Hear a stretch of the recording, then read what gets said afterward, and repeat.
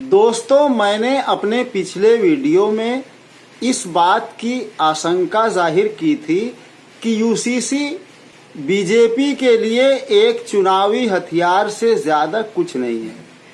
आज मैंने प्रोफेसर राम पुनियानी का एक इंटरव्यू देखा तो वह भी यही बात कह रहे थे। और ये यूनिफॉर्म सिविल कोड का मामला तो खैर भाजपा के मैनिफेस्टो में 1996 से रहा है और नारी शक्ति के अंडर में उसको वो रखते रहे हैं। और ख़ास तौर से मुझे बड़ी खुशी है एक बात की कि भाजपा वाले मुसलमान औरतों के वेलफेयर के लिए काफ़ी परेशान रहते हैं। वो खैर उनकी नीतियों के कारण शाहीन बाग होता है और मुस्लिम औरतों को कितने आंदोलन करना पड़ते हैं वो बात अलग है, पर उनका खास टारगेट रहता है कि भाई मुसलमान औरतें बेहतरी से रहें। अब वो औरतें क्या चाहती हैं वो बात अलग है, उस पर भी मैं आऊँगा। पर ये यूनिफॉर्म सिविल कोड का जो इन्होंने ऐसा ज़्यादातर लोगों की समझ है और इस प्रकार से प्रचारित किया गया है कि मुस्लिम समाज इसके विरोध में है और हम मुस्लिम औरतों को ज़्यादा सशक्तिकरण देना चाहते हैं वगैरह वगैरह। पर अभी जो प्रधानमंत्री जी की बात के बारे में आप देखा होगा तो सबसे पहली प्रतिक्रिया जो आई वो तो खैर मुस्लिम पर्सनल लॉ बोर्ड तो प्रतिक्रिया देता ही रहता है कि हम इसके विरोध में हैं, पर दूसरी प्रतिक्रियाएं आई जो बहुत महत्वपूर्ण है। एक बीजेपी के एमपी जो एमएलए नॉर्थ ईस्ट के हैं, उन्होंने कहा कि ये यूनिफॉर्म सिविल कोड आदिवासियों को स्वीकृत नहीं होगा। झारखंड के दो महत्वपूर्ण आदिवासी नेताओं ने कहा कि जो ये यूनिफॉर्म सिविल कोड हमारे कॉन्स्टिट्यूशन के खिलाफ होगा, क्योंकि उसमें जो सेक्शन 5 और 6 है उसमें आदिवासियों को जो ऑटोनॉमी है शादी उत्तराधिकार वगैरह के बारे में, उससे ये होगा। और तो और ये आप पार्टी के केजरीवाल जी ने शायद कहा कि भाई हम सैद्धांतिक तौर से इसका समर्थन करते हैं, पर उसी पार्टी के अंदर भगवंत सिंह मान उन्होंने कल बयान दिया कि ये तो पंजाबियों को स्वीकृत नहीं होगा, इसमें अलग अलग तरीके से है। तो इस प्रकार से ये प्रतिक्रियाएं समाज में देखी जा रही हैं। और जहाँ तक दूसरों का सवाल है, मैं एक महत्वपूर्ण प्रक्रिया को आपके सामने प्रतिक्रिया बताना चाहता हूँ कि कांग्रेस के अंदर तो खैर अभी कन्फ्यूजन है, कह रहे हैं, हम सोच रहे हैं, पर एक बहुत महत्वपूर्ण ग्रुप है जो ज़्यादा जाना नहीं जाता, वह Indian Muslims for secular democracy. उन्होंने कहा कि ये जो सिविल कोड है वो रिलीजन न्यूट्रल होना चाहिए, यानी धर्म के प्रभाव में ना होना चाहिए, और उसका जो मुख्य केंद्र होना चाहिए वो जेंडर जस्टिस या स्त्रियों की समानता के बारे में होना चाहिए। देखिए, ये तो ऐसा है कि हिंदुओं को फायदे का तो कोई सवाल ही नहीं है। अगर ये वास्तव में यूसीसी की बात चली समाज में तो इसका सबसे बड़ा विरोध तो हिंदुओं के बीच में से ही आएगा, ऐसा मुझे लगता है। अगर इस बात क्योंकि परसेप्शन बनाया गया है कि मुसलमानों के खिलाफ है, तो ये क्योंकि उनको लगता है कि भाई हम इस बात को उठाएंगे, ड्राफ्ट तो कोई मौजूद है नहीं, मुसलमान इसका विरोध करेंगे और बात वहीं खत्म हो जाएगी। मुझे तो स्पष्ट रूप से लगता है कि इसमें कुछ होने वाला नहीं है, ये केवल एक चुनावी शोरबाजी रह जाएगी। इनसे ध्रुवीकरण का उद्देश्य साध्य कर लेंगे, और जहाँ तक सामाजिक परिवर्तन का सवाल है वो बिल्कुल नहीं होगा, क्योंकि उसके लिए प्रक्रिया बिल्कुल दूसरी है, और वो दूसरी प्रक्रिया की तरफ जब तक हम नहीं जाते सामाजिक परिवर्तन और बेहतरी नहीं हो सकती। ऐसी मेरी स्पष्ट राय है इस मामले में। बीजेपी कर्नाटक की हार से काफी घबराई हुई है और उसने यही सोचा होगा कि समान नागरिक कानून की बात सुनकर मुसलमान बिलबिला उठेंगे और चीख पुकार करना शुरू कर देंगे और अपने पर्सनल लॉ की दुहाई देने लगेंगे, तो इनके साथ कुछ विपक्षी पार्टियां भी खड़ी होंगी ही। तब हम लोग कहेंगे कि ये देखो तुष्टीकरण वाली पार्टी। शरीयत का कानून हमारे अमल के लिए है, तुम ला कानून बना के बैठे रहो अपने घर पे। तो अरे बाबा, यूसीसी जो है किसी भूखे को खाना नहीं देता, किसी मरते हुए को जो है वो दवाई इलाज नहीं कराता। यूसीसी जो है किसी बेरोजगार नौजवान को रोजगार नहीं दे रहा। ये लोग दलितों के आरक्षण पे छुरी चलाना चाहते हैं। असल खेल वो है।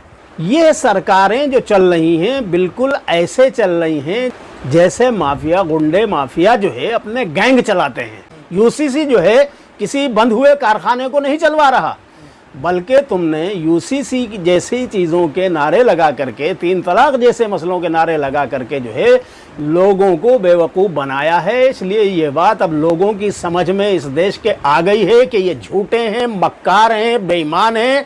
उस जादूगर या वो डमरू वाला जो घूमता है ना मोहल्लों में तमाशा दिखाता हुआ कि ये वही डमरूबाज लोग हैं, ये डमरू बजाते हैं, इस तरह से करके ये लोग जो है मुसलमानों को टाइट करने के नाम पर जो है असल में इन्होंने हिंदुओं को कंगाल कर दिया है, रोजगार छीन लिए, उनके कारोबार ठप कर दिए हैं, उनकी इंडस्ट्रियां बंद कर दी हैं, हर चीज पे टैक्स लगा दिया। मगर शायद बीजेपी ये भूल गई कि इस देश में मुसलमानों के अलावा सिख, ईसाई और बड़ी संख्या में आदिवासी भी रहते हैं और विरोध का स्वर यहाँ से भी उठ सकता है। और सिर्फ विरोध का स्वर ही नहीं, धमकी और चेतावनी भी।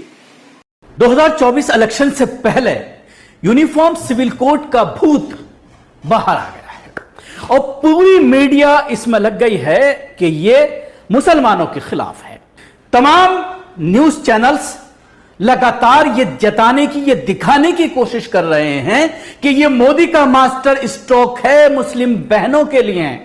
अब सवाल यह खड़ा होता है कि सिर्फ एक तरफा खबरें दिखा करके और कुछ उलमा इकराम को टीवी स्टूडियो में बिठा करके उसकी मुखालफत कराकर, हिंदू मुस्लिम कराकर, ऐसे में जब बीजेपी के पास कोई इशू नहीं है, कोई मुद्दा नहीं है, जब भारतीय जनता पार्टी अपने आप को पूरी तरह से लाचार महसूस कर रही है, खासतौर से कर्नाटक हारने के बाद, तो अब उसको लग रहा है कि अगर हिंदू मुस्लिम नहीं हुआ तो फिर हम सत्ता तक नहीं पहुंच पाएंगे। अब सवाल यही है। हालांकि कुछ ऐसी तंजीमें, कुछ राज्य, आदिवासी, सिख समाज के लोग सामने आए हैं जो लगातार विरोध कर रहे हैं। इस पूरे मामले को लेकर, यूसीसी को लेकर सबसे पहले अगर किसी के जरिए विरोध दर्ज कराया गया है तो वो है सिख समाज। गुरुद्वारा जो प्रबंधक कमेटियां हैं उनके जरिए न सिर्फ इसका विरोध किया जा रहा है बल्कि यह कहा गया है, चेतावनी दी गई है मोदी सरकार को कि अगर यूसीसी को लागू किया गया तो फिर देश विरोधी आंदोलन के लिए सरकार तैयार हो जाए। इसके साथ ही मैं यह भी बताऊंगा कि सिखों में किन 5 पॉइंट्स को लेकर के इफेक्ट होता है सिख समाज पर, क्योंकि मीडिया यह भ्रम फैला रही है, यह मैसेज देने की कोशिश कर रही है कि सबसे ज्यादा अगर कोई प्रभावित होगा तो वो है मुस्लिम कम्युनिटी।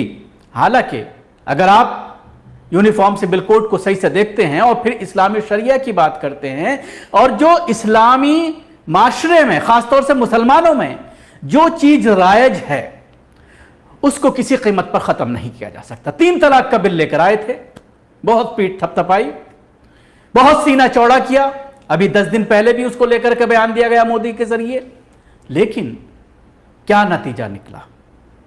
मुसलमान अपनी शरिया को मानता है और इस्लामी कवानीन में, रोजमर्रा की जिंदगी में, शादी, ब्याह, तलाक और मिरास में, यानी बंटवारे में मुसलमान शरीयत के हिसाब से चलता है, चाहे किसी भी कंट्री का कानून कुछ भी कहता हो, इल्ला ये कि सिवाय ये कि कोई मामला कोर्ट में पहुंच जाए तो वहां तो आप कह सकते हैं कि वहां पर जो तलाक बिल बनाया गया है उससे उसका असर पड़ेगा। लेकिन अगर कोई तलाक बिल आने के बावजूद एक मजलिस में, यानी एक साथ 3 तलाक दे देता है और उसके बाद फतवा आ जाता है कि साहब आप साथ नहीं रह सकती, तो उसके भाई या माँ जो है, बाप जो है, वो उसको, लड़की को अपने घर लेकर चले जाते हैं, किसी भी कीमत पर उसके शौहर के साथ नहीं छोड़ते।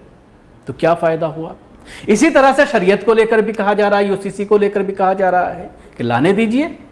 जो अगर अपनी बच्चियों को, अपनी बहनों को इस्लामी शरिया के हिसाब से प्रॉपर्टी देना चाहेगा तो वो दे सकता है। हाँ, एक बात कही जा सकती है कि 4 शादियों की जो बात है उस पर पूरी तरह से अंकुश लग जाएगा, लेकिन इसमें भी आप अगर देखेंगे कि आप अपने पूरे महल्ले में अगर नजर दौड़ाएंगे, मुश्किल से 1 और बहुत ही कम, मतलब 1 लाख लोगों में 2 मामले ऐसे मिलेंगे जिन्होंने 2 शादियां कर रखी हैं और 3 और 4 की तो कोई मिसाल आपको मिलेगी ही नहीं। यानी ये पूरी तरह से माशरे में राइज नहीं है। प्रधानमंत्री ने 27 जून को मध्य प्रदेश की एक चुनावी सभा में यूसीसी के जिन को बोतल से बाहर निकाल दिया और दूसरे दिन ही गोदी मीडिया गर्म पानी से हाथ धोकर मुसलमानों के पीछे पड़ गई। दाढ़ी और टोपी वालों को ढूंढ ढूंढ कर टीवी स्टूडियो लाया जाने लगा। इसमें सबसे मजेदार बात ये रही कि अब तक यूसीसी का ड्राफ्ट यानी इसकी रूपरेखा अभी सामने नहीं आई है। इसका प्रारूप क्या होगा, किस बात का समर्थन और किस बात का विरोध, जब तस्वीर ही साफ नहीं हुई है। बावजूद इसके गोदी मीडिया ट्रक की बत्ती के पीछे लग गया।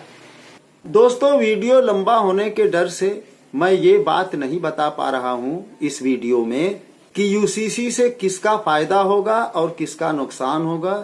क्या यूसीसी से सिर्फ मुसलमानों को ही आपत्ति होगी, बाकी सभी लोगों को उनकी पसंद का कानून मिलेगा? देश की सारी जनता इस यूसीसी पर मुत्तफिक हो जाएगी? मैं इन सारी बातों को अगले वीडियो में विस्तार से बताऊंगा।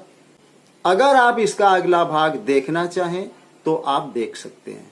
मिलता हूं अगले वीडियो में। जय हिंद।